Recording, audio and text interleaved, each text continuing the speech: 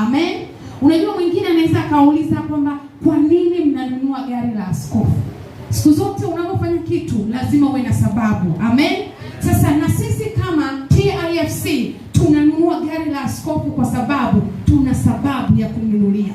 Sababu ya kwanza, tukimnunulia askofu wetu gari, tunamrahisishia uwajibikaji wa kihuduma.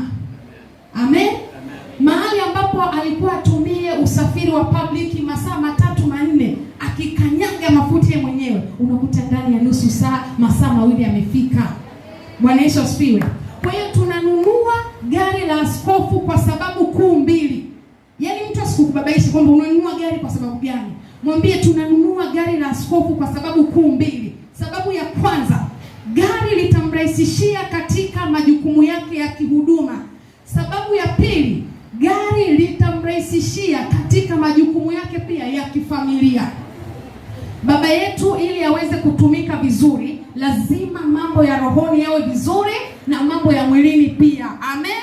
Leo hii akisikia mama hapa anaumwa, si ndivyo? Anawasha tu gari, hospitali chap, huko anaimba tenzi, baba ututangulie nini na nini, wamefika. Si ndivyo? Kwa hiyo ukija kwa upande wa pili, baba yetu akiwa na usafiri, hata zile dharura za hapa na pale, kwa sababu yeye anaishi katika mwili. Si ndivyo? Kama anaishi katika mwili, ana mahitaji kama sisi tulivyo nayo. Kwa hiyo gari litamsaidia kwenye mambo ya kiroho, mambo ya kihuduma, atafika kwa wakati. Lakini yeye ana familia na majukumu kama ulionayo wewe. Kwa hiyo hilo gari pia litamsaidia. Kwa hiyo tuna sababu mbili za kumnunulia baba yetu gari. Nyingine unaweza ukaongezea mwenyewe. Karibuni mchukue kadi na karibuni kwa ajili ya kutoa. Amen. Haleluya. Basi ni wakati mzuri kabisa.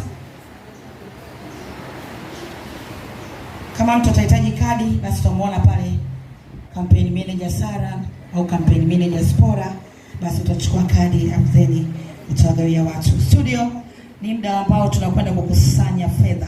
Tunachukua sadaka, tunapokea sadaka kwa ajili ya gari la askofu. Wale ambao wamekuja na cash, basi studio niletee watu wa cash hapo sasa. Fungua wallet yako pote.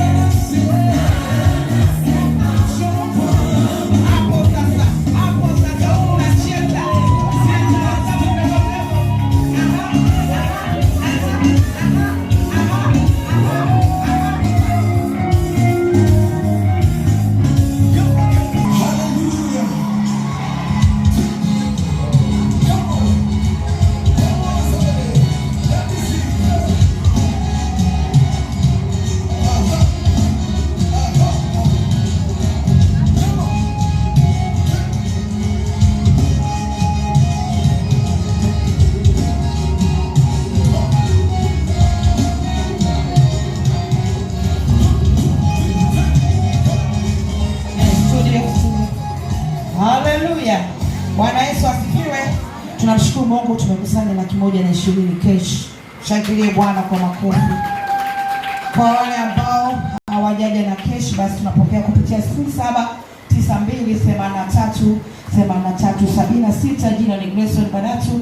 Kwa wanaotumia Mixx by Yas ni 0678383038. Jina kubwa kabisa Grayson Badatu, na Mungu awabariki.